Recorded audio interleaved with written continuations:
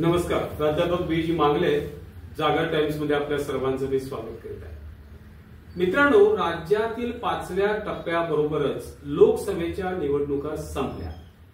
या निवडणुकीचे निकाल काय लागतात हे क्षणभर आपण बाजूला ठेवलं तरी जनतेच्या लक्षात जी गोष्ट आली ती म्हणजे उद्धव ठाकरेंनी आपलं राष्ट्रीय पातळीवरती काम करण्याची क्षमता निर्विवाद सिद्ध केली आहे. या निवडणुकीमधून ते राष्ट्रीय पातळीवरचे नेते होण्यास सक्षम ठरले असं म्हणावं लागेल. खरं तर मोदी आणि राज्यातील भारतीय जनता पार्टीचे नेतृत्व करणारे देवेंद्र फडणवीस यांनी तपास यंत्रणांचा वापर करून ऐतिहासिक असा गोंधळ राज्यात घातला. 2 पक्ष फोडले, शिवसेना आणि राष्ट्रवादी. फुटीर शिवसेना एकनाथ शिंदे यांच्या नेतृत्वाखाली आणि राष्ट्रवादीची अजित पवारच्या नेतृत्वाखाली नव्याने निर्माण केली. शिवसेनेचे धनुष्यबाण हे चिन्ह 40 आमदार 13 खासदार हे फुटीर गटाच्या ताब्यात दिले आणि उद्धव ठाकरेंना पूर्णतः निष्प्रभ करण्याचा प्रयत्न केला. आजपर्यंत शिवसेनेचा असणारा रुबाब कुठे गायब करून टाकला. उद्धव ठाकरेंना पूर्णपणे नेस्तनाबूत केल्याचा आनंद देवेंद्र फडणवीस यांच्या चेहऱ्यावर दिसून आला. फडणवीस अगदी गर्वाने म्हणू लागले, मी पुन्हा येणार असे म्हणत होते आणि मी आता आलोच आणि येते वेळी 2 पक्ष देखील फोडून आलो. यामध्ये त्यांच्या अंगी अगदी टोकाचा गर्व दिसू लागला. आता शिवसेना मी संपवली, 40 आमदार 13 खासदार फोडले आणि त्याचबरोबर राजकारणातले शत्रू वाटणारे उद्धव ठाकरे देखील संपले. मनोमन म्हणत असतील, राज्यातील शिवसेना आणि राष्ट्रवादी पूर्णतः संपवली, आता सत्तेचा अधिकारी मीच. पण नियतीच्या मनात काही वेगळंच होतं मित्र. उद्धव ठाकरे संपले म्हणत असतानाच बाळासाहेब ठाकरे यांच्या अंगार त्यांच्या वाणीतून बाहेर पडू लागला. अख्ख्या देशात पंतप्रधान नरेंद्र मोदींना तोडीस तोड बोलणारे असे बिनतोड आरोप आणि सोबतीला अंगार ओकणारी भाषा. बऱ्याच वेळेला असं स्पष्टपणे जाणवलं की उद्धव ठाकरेंच्या ठिकाणी स्वतः बाळासाहेब ठाकरेच बोलतात की काय. बेधडकपणे पंतप्रधान मोदींना ते अंगावर घेऊ लागले. त्यांच्या आरोपाने भाजप गलितगात्र होतो की काय अशी स्थिती आली. त्यांनी उपस्थित केलेल्या आरोपांना भारतीय जनता पार्टीच्या नेतृत्वाला उत्तर देत फिरण्याची पाळी आली. जोडीला संजय राऊत होते. त्यांच्या बिनतोड सर्व्हिसने भाजपला अक्षरशः घायाळ केले. संपूर्ण भारतात नरेंद्र मोदींचे एकच केजरीवाल सोडले तर दुसरे कोणीही इतके वाभाडे काढले नसेल एवढे वाभाडे या जोडगोळीने काढले.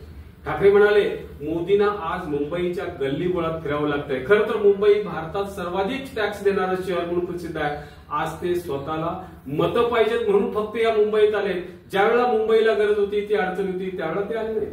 मुंबईला मदत करतो म्हणाले नाही. हा त्यांचा कोडगेपणा आहे. दुसरं, याद राखा, बाळासाहेब ठाकरेंचा अपमान केला तर मी सहन करणार नाही. खणखणीत इशारा. या निवडणुकीने मोदींचा खोट्या कर्तृत्वाचा चेहरा गळून पडला आणि बिभत्स चेहरा समोर आला असंही ते म्हणाले. हिंमत असेल तर पीएम केअर फंडाचा हिशेब समाजाला द्यावा, हेही त्यांचं वाक्य. मोदी आता रशियाचे अध्यक्ष पुतीन यांच्या वाटेने निघाले. एक गंभीर आरोप. असे अनेक गंभीर आरोप त्यांनी प्रचार दरम्यान केले की ज्याच्यावर मोदींना उत्तर नव्हते आणि भारतीय जनता पार्टी काहीतरी खोटी उत्तर देत फिरत होती. ज्यावेळी देवेंद्र फडणवीस उद्धव ठाकरेंच्यावर आरोप करायचे त्यावेळेला त्यांना अशा काही पद्धतीने फडणवीसांनी झटकली. फडणवीस याचे आरोप बालिश वाटू लागले. नंतरच्या टप्प्यात तर त्यांनी फडणवीसना टार्गेटच केलं नाही, त्यांना स्पेसच दिला नाही. त्यातच तिकीट वाटप करण्याचे पूर्ण अधिकार अमित शहानी ज्या वेळेला पूर्णतः देवेंद्र फडणवीस यांना बहाल केले त्यावेळी त्यांच्या नेतृत्वातील गुन्हेपणा अधिकच दिसून आला. पहिल्या टप्प्यातील राज्यातील तिकीट वाटप अमितजींनी केले आणि त्यानंतर सगळी जबाबदारी फडणवीस यांच्यावर सोपवली. आता आपल्याला मोकळे रान मिळाले आहे असे समजून त्यांनी जे डावपेच आखायला सुरुवात केली त्या भाजपच्या आपल्याच माणसांना शिंदेच्या गटातील खासदारांच्या जागी तिकीट मागणी करायला लावून उठवून बसवले. राज्यातील तमाम प्रमुख नेते भाजपशी झालेले आणि आपणच फोडलेला शिवसेना शिंदे गटात किंवा अजित पवार गटात सामील झालेले बहुतांश नेते. त्यामुळे आता आपल्याला विरोधकच राहिला नाही अशीच त्यांची ठाम भावना झाली. आता तिकीट वाटपात उशीर झाला काय किंवा आपल्याला विरोध करणारे विरोधकच शिल्लक राहिलेले नाही अशी त्यांची मानसिकता झाली. साहजिकच तिकीट वाटपातील गोंधळ उडाला. उशीर झाला आणि नको ते लोकही उठून बसले. उदाहरणच तुम्हाला सांगतो, नाशिकचे देता येईल. नाशिकचे विद्यमान शिवसेनेचे खासदार हेमंत गोडसे शिवसेनेचे, त्यांच्या विरोधात स्थानिक भारतीय जनता पार्टीच्या कार्यकर्त्यांना उकसावले गेले. गोडसे निष्क्रिय असल्याचे आरोप भाजपचीच माणसे करू लागले। यातूनच साधू पुरुष शांतिगिरी महाराज यांनी तिकीट मागितले। अखेर हेमंत गोडसेंना शिंदेच्याकडून तिकीट द्यावे लागले आणि आयत्या वेळी शांतिगिरी महाराजांनी माघार घेण्यास नकार दिला। आता या ठिकाणी हेमंत गोडसे यांचा जर पराभव झाला तर त्या जबाबदार कोण असेल बरं? असो, अशी अनेक ठिकाणं आहेत, म्हणजे मावळ असेल, सातारा असेल, कल्याण, ठाणे, पालघर अशा अनेक ठिकाणी तिकीट वाटपास प्रचंड उशीर झाला। या ठिकाणी एकनाथ शिंदेच्या दबावामुळे त्यांना काहीही करता आले नाही।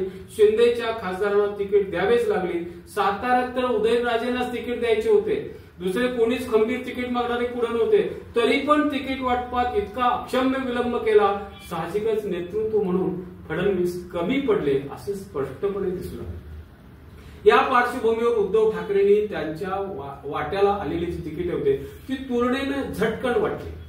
पंतप्रधान नरेंद्र मोदींना ते असे काही नडले की त्यावर उत्तर देताना भाजपची दमछाक होऊ लागली। राहुल गांधी, अरविंद केजरीवाल आणि उद्धव ठाकरे यांच्या बाणाने घायाळ झालेले नरेंद्र मोदी साहेब असंबद्ध आरोप करू लागले। नारायण राणेंना तर त्यांनी खिसगंतीतही पोचले नाही। ठाकरी बाणा, ठाकरी शैली काय असते ते राज्याने आणि देशाने अनुभवले। साहजिकच या देशातील देश पातळीवरती काम करू शकणारा असा एक उगवता नेता म्हणून उद्धव ठाकरे यांच्याकडे या देशाने पाहिजे। निवडणुकीचे निकाल काही असो, पण या लोकसभा निवडणुकीचे फलित आहे असे ठामपणे म्हणावेसे वाटते। धन्यवाद। माझा हा व्हिडिओ आपण कसा वाटला हे कमेंट बॉक्समध्ये आवर्जून कळवा। लाईक, शेअर आणि सबस्क्राईब करा।